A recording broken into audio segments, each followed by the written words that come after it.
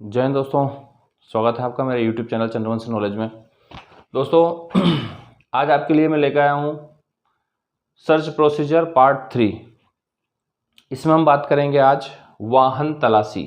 वाहन की तलाशी कैसे ली जाती है, वाहन को कैसे सर्च करते हैं, उसके ऊपर आज अपन बात करते हैं। सबसे पहले हम वाहन तलाशी की क्या परिभाषा होती है, कैसे उसको समझे, वो उस पर बात करते हैं। वाहन तलाशी का उद्देश्य मुख्य रूप से बम की तलाश करना होता है। तलाशी का उपयोग चोरी या चुराई गई वस्तुओं की तलाश के लिए भी किया जाता है। इसलिए सुरक्षा को गहन और प्रभावी खोज करने की आवश्यकता होती है। यानी कि किसी भी जगह पे जहाँ पे सुरक्षा की आवश्यकता होती है, सुरक्षा कर्मी की तैनाती होती है, वहाँ पर यानी वो कुछ भी हो सकता है। एयरपोर्ट हो सकता है, बस स्टैंड हो सकता है, रेलवे स्टेशन हो सकता है, कोई संस्था हो सकती है, कोई फैक्ट्री हो सकती है, कोई कंपनी हो सकती है, यहाँ तक कि बड़े बड़े लोगों के अपने खुद के घर, मकान, बंगले हो सकते हैं जहाँ पे सुरक्षा कर्मी तैनात होते हैं। और वहाँ पर वाहनों की चेकिंग के लिए क्या क्या प्रोसीजर किया जाता है, क्यों तलाश की जाती है वाहनों की। सबसे पहला क्या है, किसी वाहन में बम हो सकता है, तो बम की तलाशी के लिए। वाहन जब किसी संस्था से बाहर निकले तो कोई सामान चुरा करके, चोरी करके ना ले जाए, उसके लिए हम वाहनों की सर्चिंग करते हैं। तो इस प्रकार से हर तरह से निजी या सरकारी या कोई भी किसी प्रकार की संपत्ति हो, उसे सुरक्षित बनाने के लिए वाहनों की तलाशी ली जाती है। अब इसमें क्या होता है, आवश्यक वस्तुएं क्या क्या हैं जिसमें सुरक्षा कर्मी को ध्यान रखना पड़ता है कि हमें क्या, कैसे काम करना है, कैसे वाहनों की तलाशी करना है। तो उसमें क्या होता है कि सुरक्षा कर्मी को कुछ ऐसे पॉइंट्स होते हैं जिनके बारे में नॉलेज भी होना चाहिए। जैसे एक विशिष्ट बम का ज्ञान होना जरूरी है। एक सुरक्षा कर्मी को पहले तो इन बातों का ध्यान होना चाहिए कि बम कैसा होता है, कैसा दिखता है, किस प्रकार से उसकी कार्य प्रणाली होती है, कैसे उसमें वायर लगे होते हैं, क्या क्या, मतलब एक बेसिक जानकारी बम की होनी चाहिए सुरक्षा कर्मी को। कि अगर मैं वाहन को चेक करूं तो अगर उसमें बम चेक करना है तो मैं कैसे पता करूंगा कि उसमें बम रखा हुआ है, लगा हुआ है। तो एक विशिष्ट बम के ज्ञान की जरूरी होना होता है। वाहन में छिपने के स्थानों का ज्ञान होना चाहिए। यानी सुरक्षा कर्मी किसी गाड़ी को चेक कर रहा है, तो चेक तो हम कर रहे हैं, लेकिन हम बस ऐसे खुले उसको ऐसे देख लिया तो आप सर्च नहीं कर सकते। आपके दिमाग में पता होना चाहिए, आपको ये नॉलेज होना चाहिए कि किसी वाहन में कहाँ कहाँ कहाँ कहाँ कौन से स्थान पर सामान को छिपाया जा सकता है, चोरी करके ले जाया जा सकता है, उसका ज्ञान बहुत जरूरी है। खोज दर्पण का प्रयोग, जो सर्च मिरर होता है जिसको कि वाहनों के नीचे लगा करके हम खड़े खड़े वहीं से उसको सर्च कर सके कि नीचे क्या क्या, नीचे उसके बोनट में या नीचे उसके क्या लगा हुआ है। इस प्रकार से सर्च दर्पण का प्रयोग भी करना चाहिए। साइट निर्देशों का ज्ञान होना चाहिए। यानी सभी प्रकार की आपकी जो साइट हैं उनके जो निर्देश होते हैं, जो जहाँ पे आप खड़े होते हैं, उन सारे निर्देशों का ज्ञान भी आपको होना चाहिए। लोगों के साथ काम करना, लोगों के साथ काम करने का तरीका भी आपको होना चाहिए। यानी कि हर व्यक्ति से आप पोलाइटली बात करें, सम्मानपूर्वक बात करें, और उनके साथ एक ऐसा व्यवहार बनाएं कि आप जब उससे अनुरोध करें सर्चिंग के लिए, चेक करने के लिए, तो आपको मना ना करे, आपसे बहस ना करे, आपको कोऑपरेट करे, आपका सहयोग दे। इस प्रकार से हम इन चीज़ों को ध्यान में रख के, इन चीज़ों को थोड़ा नॉलेज रख के सुरक्षाकर्मी एक अच्छे से तलाशी कर सकता है। वाहन तलाशी के दौरान और क्या क्या करें, वाहन तलाशी की प्रक्रिया। तो वाहन तलाशी की प्रक्रिया कैसे शुरू करें। सबसे पहले क्या है, वाहन को कार्यस्थल से सुरक्षित दूरी पर रोकें। यानी आप जिस गेट पर खड़े हैं, जहां पर आप खड़े हैं, जैसे ही कोई वाहन आया तो आप उसको वहीं गेट के बीचों बीच उसको सर्च ना करें, उसको कुछ दूरी पर सुरक्षित स्थान पर रोकें। उसके बाद आप उसकी सर्चिंग शुरू करें।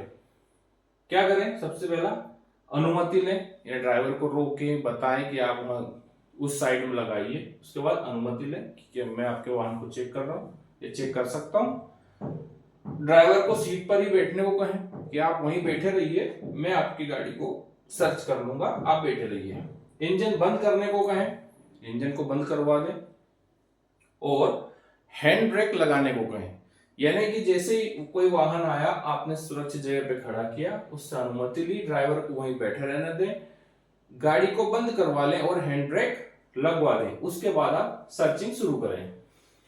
किसी भी कहानी के संकेत के लिए वाहन का दृश्य निरीक्षण करें, यानी किसी भी कहानी को आपको देखना है, कुछ सर्च करना है, तो सबसे पहले आप, जैसे होता है ना कि आप उसको देख लें, भाप लें कि क्या क्या होना है। उसके बाद क्या करें, आगे से पीछे तक क्लॉकवाइज या एंटी क्लॉकवाइज दिशा में व्यवस्थित तरीके से जांच शुरू करें।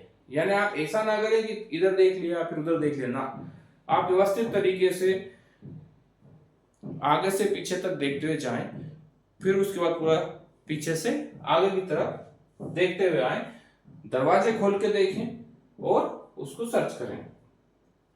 उसके बाद क्या देखें, बोनट और डिक्की में किसी भी असामान्य तार की जांच करें, यानी जो आप बोनट खोलेंगे उसमें देखें कि जो तार बैटरी से इनसे लगे हुए हैं उससे और कोई अतिरिक्त तार तो नहीं है, वो जांच करें।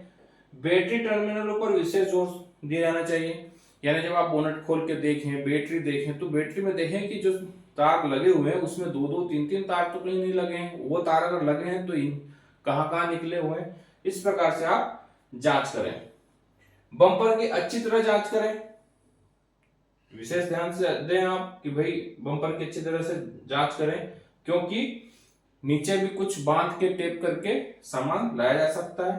तो वाहन के नीचे के क्षेत्र का निरीक्षण करने के लिए खोज दर्पण का प्रयोग करें, यानी आप जब बम्पर के नीचे देखें तो आप ऐसे गाड़ियों के नीचे आप नहीं देख सकते, तो क्या करें, एक सर्च मिरर होता है, व्हीकल मिरर होता है, जिसको हम अंदर ले जाकर हम खड़े खड़े ही उसमें देख सकते हैं कि कहीं कोई कुछ चीज बंधी तो नहीं है, कहीं कुछ, उसको ऐसे देख सकते हैं।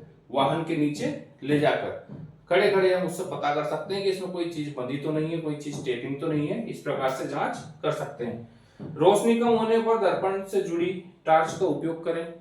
आप जब वाहन को सर्च करें, अंधेरा हो रहा है, कुछ ऐसा लग रहा है, तो आप जो व्हीकल मिरर आप नीचे लगा रहे हैं उसमें जो टॉर्च होती है उसका प्रयोग करें और उससे पूरी तरह से रोशनी करके फिर चेक करें, ताकि अंधेरे में कोई चीज छूट ना जाए। इस प्रकार से आप वाहन की तलाशी कर सकते हैं। कार में छिपाने के संभावित स्थान, कार में कहां-कहां छिपाया जा सकता है वो हम बात करते हैं। टूल बॉक्स, फ्लोर कवरिंग के नीचे, सीटों की सपोर्टिंग बद्दी में हटाने योग्य जो सीटों की कवरिंग की सीट बद्दियां होती हैं उनमें पिछली सीट के नीचे या पीछे, दस्ताना डिब्बे में किसी भी चीज के नीचे, दस्ताना डब्बा जो होता है उसमें छुपा सकते हैं। बैटरी अन्य घटकों के पीछे वहां छुपाया जा सकता है। स्पेयर व्हील के नीचे, पीछे या अंदर, कोई भी सामान चोरी करके ले जाना हो तो कहाँ छुपा सकते हैं, स्पेयर व्हील जो हम बोलते हैं, जिसको हम बोलते हैं कि स्टेफनी, उसके पहिए के नीचे, पीछे या अंदर छुपाया जा सकता है।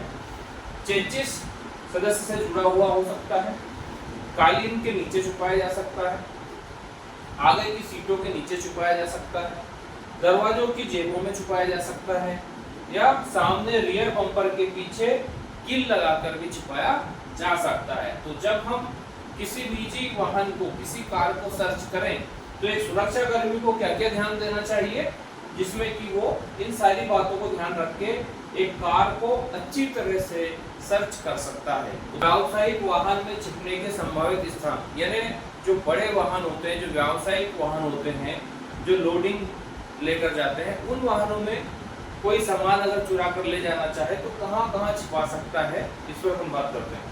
केब के शीर्ष डिब्बे में रस्सियों के नीचे, यानी जो वाहन है, जो लोडिंग वाहन है, उसके शीर्ष डिब्बे, यानी उसके ऊपर जो बोनट उसका डिब्बा बना होता है, यानी उसका जो ड्राइवर केब होता है उसके ऊपर जो बना हुआ था डिब्बा होता है, उसमें रस्सियों के नीचे, अंदर तिरपाल की तहों से लिपटा हुआ, यानी जो तिरपाल लगी होती है उसकी तहों से लिपटा हुआ हो सकता है। मचान के अंदर के खंभे, यानी जो मचान बनाई है, जो तिरपाल के लिए मचान बनाई है, उसके खंभों से, भरी हुई लादी के टेलबोर्ड पर कसकर, यानी भरी हुई लादी जो होती है उसमें कसकर ले जा सकते हैं। केब सीट के नीचे हो सकता है, स्पेयर व्हील के अंदर छुपाया जा सकता है, बॉडी के नीचे चेचिस सदस्य के साथ भी सामान को छुपाया जा सकता है। तो व्यावसायिक वाहन में इतने स्थानों पर रख करके चोरी की जा सकती है। तो जब सुरक्षाकर्मी इन व्यावसायिक वाहनों को चेक करे, बड़े वाहनों को चेक करे, तो उनके इन स्थानों को विशेष रूप से सर्च करे और देखे कि हमारे यहाँ का, हमारी कंपनी का कोई सामान तो चोरी करके नहीं ले जा रहा है, या इसमें किसी प्रकार का कोई बम हथियार तो नहीं है। इस प्रकार से हम इस सर्च प्रोसीजर को, सर्च प्रक्रिया को, खोज प्रक्रिया को अपना सकते हैं और अपने समस्त संस्थान को, अपने जहां हम तैनात हैं उस जगह को सुरक्षित बना सकते हैं और एक अच्छा माहौल हम उस संस्था को दे सकते हैं। इस प्रकार से आज का हमारे ये सर्च प्रोसीजर टॉपिक समाप्त होता है। वीडियो देखने के लिए बहुत बहुत धन्यवाद। जय हिंद।